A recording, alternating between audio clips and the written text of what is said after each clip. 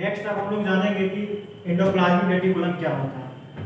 तो it involve in intracellular exchange of material with the cytoplasm, यानी जो हमारा एंडोप्लाज्मिक रेटिकुलम होता है ना, ये क्या करता है, मटेरियल का एक्सचेंज करता है, किसके साथ, साइटोप्लाज्म के साथ।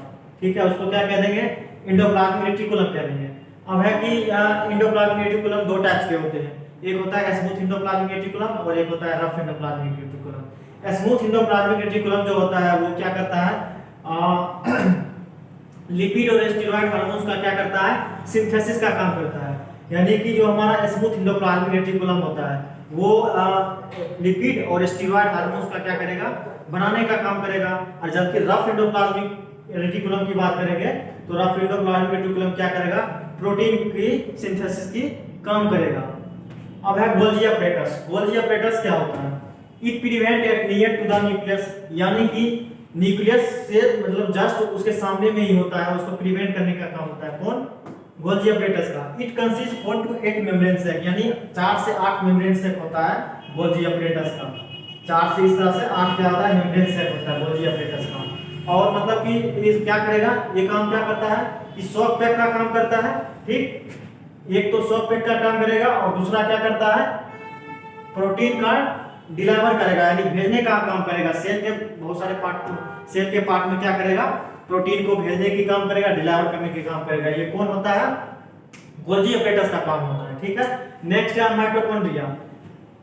ए स्मॉल स्फेरिकल रोड शेप और फिलामेंटस स्ट्रक्चर।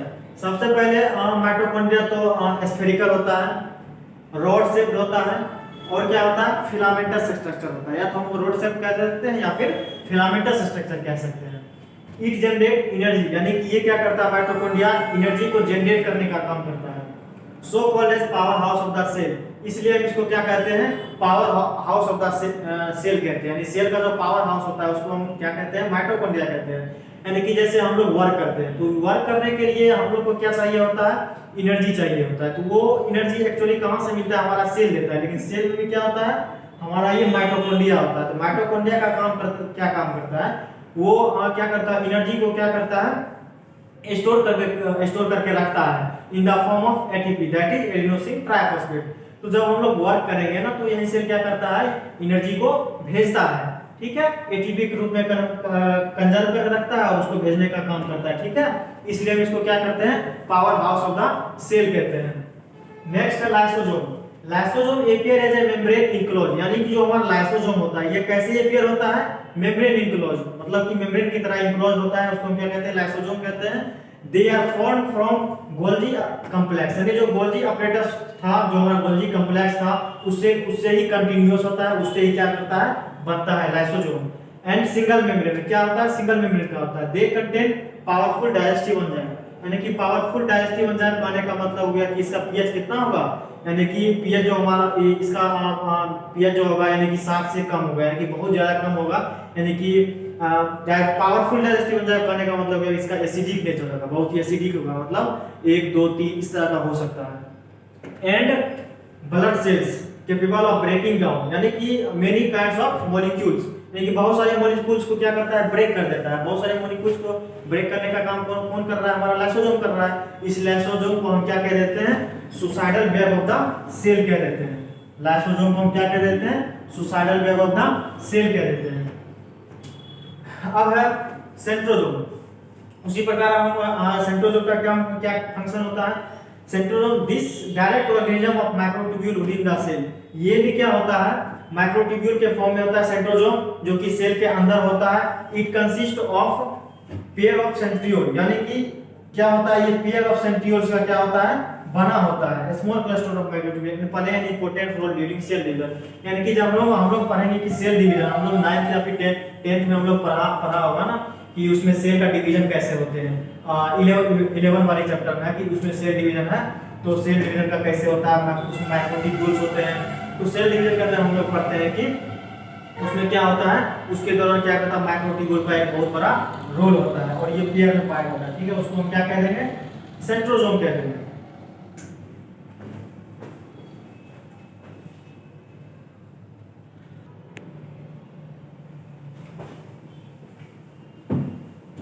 अब हम लोग सेल के बारे में पढ़ लिए, सेल ऑर्गेनेल्स के बारे में पढ़ लिया। अब हम जानेंगे कि सेल का फंक्शंस क्या क्या होते हैं। ठीक है, तो देखेंगे कि जब हम लोग का बॉडी जब निर्माण हुआ है, हम लोग का बॉडी जब फॉर्मेशन हुआ है, तो सेल्स के बहुत सारा सेल से बने होते हैं। जैसे कि मैंने पहले बताया था कि जैसे सेल होता है और सेल से बन करके टिश्यू बनता है, फिर टिश्यू से एक ऑर्गन बनता है, फिर ऑर्गन से क्या करता है, ऑर्गन सिस्टम बनता है। सेल सेल के बाद ग्रुप मिलेगा तो क्या बनेगा, ये टिश्यू बन जाएगा। और टिश्यू के बाद क्या होगा, ऑर्गन, और ऑर्गन के बाद क्या होगा, ऑर्गन सिस्टम का फॉर्मेशन करेगा। ठीक है,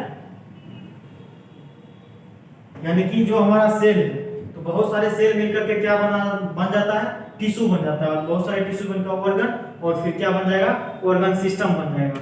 ठीक है, तो आप देखेंगे कि सेल का फंक्शंस क्या होते हैं। सबसे पहले हम लोग देख रहे हैं कि प्रोवाइड सपोर्ट एंड स्ट्रक्चर, यानी कि सेल जो होता है, हमारा सेल जो होता है वो सपोर्ट प्रोवाइड करता है और स्ट्रक्चर को प्रोवाइड करता है। All organisms are made up of cell, यानी सारे ऑर्गेनिजम्स होते हैं, आइदर इट इज ह्यूमन और एनिमल्स, तो वो क्या होते हैं, सेल्स के बने होते हैं। They form are structure basis of all the organisms. The cell wall and cell membrane are main component that function to provide a support and structure to the organism। यानी कि जो हमारा सेल है, तो वो सेल क्या करता है कि उसमें सेल में क्या होता है, प्लाज्मा मेम्ब्रेन होता है, और प्लाज्मा मेम्ब्रेन होता है। ठीक है, और क्या होता है कि सेल वॉल होता है। तो ऑर्गेनिज्म को क्या करता है, वो स्ट्रक्चर को प्रोवाइड करता है, स्ट्रक्चर को प्रोवाइड करता है सेल। तो वही कह रहा है कि प्रोवाइड सपोर्ट एंड स्ट्रक्चर। और फिर होता है कि फैसिलिटेट ग्रोथ माइटोसिस, यानी कि जब माइटोसिस होता है ना, जैसे कि एक तो मियोसिस होता है, दूसरा माइटोसिस होता है।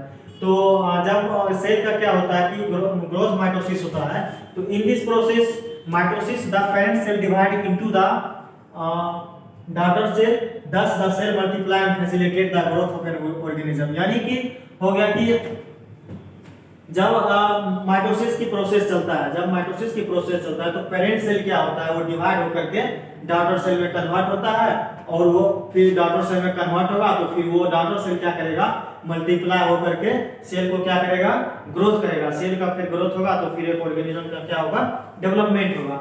नेक्स्ट है कि अलॉट ट्रांसपोर्ट ऑफ सब्सटेंस, यानी कि कुछ सब्सटेंस होते हैं जो कि क्या करते हैं, उसको ट्रांसपोर्ट करने का काम करता है। Various nutrition are important by the cell to carry out chemical process going inside the cell, यानी कि बहुत सारे न्यूट्रिशन उसको चाहिए होता है सेल को। अब सेल है तो सेल को भी उसको न्यूट्रिशन चाहिए था, तो वो ग्रो कर पाएगा ना। तो वही कह रहा है कि various nutrition are important by the cell to carry the chemical process going inside the cell. तो सेल के इंसाइड में, सेल के अंदर में जो होता है, उसका एक केमिकल प्रोसेस होता है, और उसको भी क्या चाहिए होता है, एनर्जी चाहिए होता है। ठीक है, उसके बाद है कि the waste product eliminate by the cell by active and passive transport, यानी कि कह रहा है कि मतलब कि वेस्ट प्रोडक्ट, जो वेस्ट प्रोडक्ट होता है ना, वो भी क्या होता है, एलिमिनेट, यानी कि निकलता है। और किस किस प्रोसेस से निकलता है, एक्टिव और पैसिव ट्रांसपोर्ट से। अब जैसे एक्टिव ट्रांसपोर्ट से निकलेगा तो वो एटीपी का यूज करेगा। अगर वो पैसिव ट्रांसपोर्ट से अगर वेस्ट प्रोडक्ट का अगर एलिमिनेशन हो रहा है, तो वो फिर उसमें एटीपी का यूज नहीं होगा। ये ध्यान में रखना है कि जहां पे एक्टिव प्रोसेस है, मतलब वहां पे एटीपी का यूज करेगा, यानी एनर्जी को खर्च करेगा। अब जब पैसिव ट्रांसपोर्ट होगा तो एनर्जी को खर्च नहीं करेगा। नेक्स्ट है कि एनर्जी प्रोडक्शन, यानी कि cell required energy to carry out various chemical process, यानी कि सेल को क्या चाहिए होता है, एनर्जी चाहिए होता है, to carry out various chemical process, यानी कि बहुत सारे उसमें केमिकल प्रोसेस होता है, और वो एनर्जी प्रोड्यूस होता है। कौन सा प्रोसेस से, एक तो फोटोसिंथेसिस इन प्लांट। हम लोग 9th में भी पढ़ते, 9th से भी पढ़ते आ रहे हैं, 8th में पढ़े थे, 10th में, 11th 12 में पढ़े थे कि जो होता है वो क्या होता है, एनर्जी जो प्रोड्यूस होता है, कौन सा प्रोसेस से होता है, तो फोटोसिंथेसिस इन प्लांट। प्लांट में क्या होता है, फोटोसिंथेसिस होता है। जबकि अगर ह्यूमन और एनिमल्स की बात करेंगे तो क्या होगा, रिस्पिरेशन होगा। तो इस तरह से हमने सेल पढ़ लिया है, उसकी सेल का ऑर्गेनेल्स हम लोगों ने पढ़ लिया है, और उसके फंक्शंस के बारे में हम लोगों ने जान लिया है। तो अगर वीडियो अच्छा लगे तो लाइक एंड सब्सक्राइब जरूर करें। थैंक्स।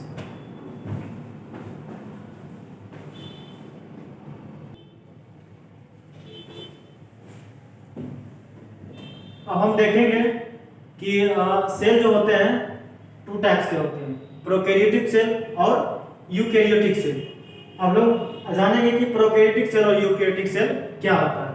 तो pro means primitive and karyotic word is comes from karyon, that means nucleus, and same as in the case of eukaryotic cell, that is eu means true and karyotic word is comes from karyon, that means nucleus.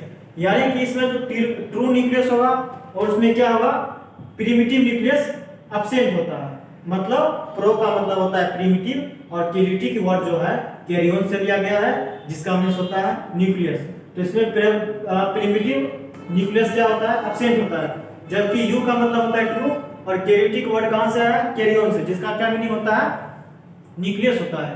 तो इसमें nucleus क्या होता है, present होता है, और इसमें absent होता है। अब दोनों का डिफरेंस देखेंगे कि क्या होता है। तो these are small in size, about is 1 to 10 nanometre.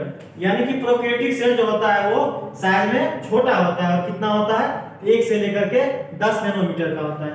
जबकि हम बात करेंगे यूकैरियोटिक सेल का, तो यूकैरियोटिक सेल में क्या होता है कि these are larger in size, मतलब कि ये साइज में क्या होता है, बड़े होते हैं, और कितने होते हैं, लगभग 10 नैनोमीटर से ज्यादा या फिर इक्वल के होंगे, तो उसको हम क्या कह देंगे, यूकैरियोटिक सेल कह देंगे। अब these are simple in structure and have a single membrane, मतलब कि ये क्या होते हैं, स्ट्रक्चर में सिंपल होते हैं और इसके पास मेम्ब्रेन सिंगल होते हैं। Functionally these are various from tissue to another, यानी एक मतलब कि ये जो होता है एक दूसरे से क्या होते हैं, भिन्न होते हैं, किसमें, यूकैरियोटिक सेल में। नेक्स्ट बात करते हैं, these have a single chromosome and made up of a molecule of double helix nucleus। यानी कि जो हमारा प्रोकैरियोटिक सेल होता है इसके पास क्या होता है, सिंगल क्रोमोसोम्स होता है, जब क्या चीज का बना होता है, molecules of double helix nucleus का। A well defined nucleus is present, मतलब कि